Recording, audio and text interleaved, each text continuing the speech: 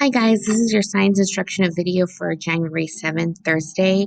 We'll be talking about graphing motion, speed time graphs, and also you have a couple of questions on Schoology on graphing motion multi-select. So let's click on this. Today you'll be learning about representing how fast or slow an object moves on a speed time graph. Read and copy the notes in your Google Slides.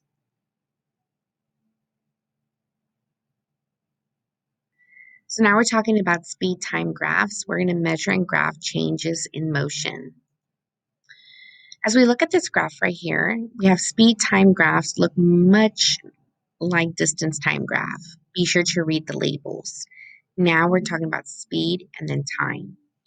The time is plotted on the x-axis, and the speed or velocity, which is speed and direction, is plotted on the y-axis.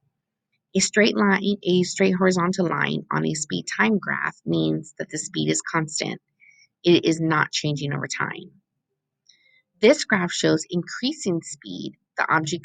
The moving object is accelerating.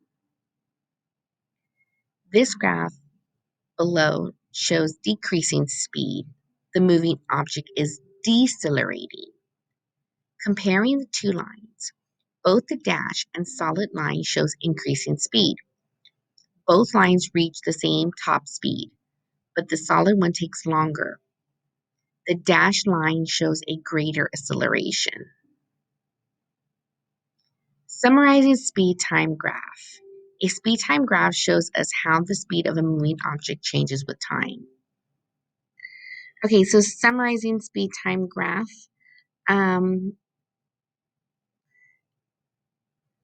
The graph below shows how the speed of a bus changes during part of a journey.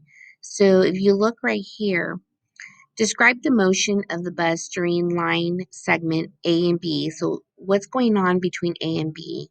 Please type your answer. Describe the motion of the bus during line segment D and E. So we look at D and E. What's happening to the line? Please type in your answer. And describe the motion of the bus during line segment B and C. B and C, and please type in your answer. Okay, guys, so that is it for the speed time motion graph.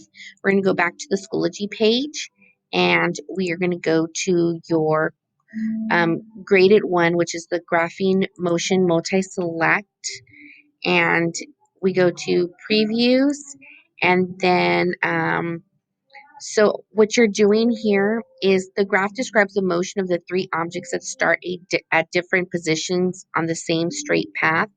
Which two statements are true? So please check mark which two statements are true by looking at this graph.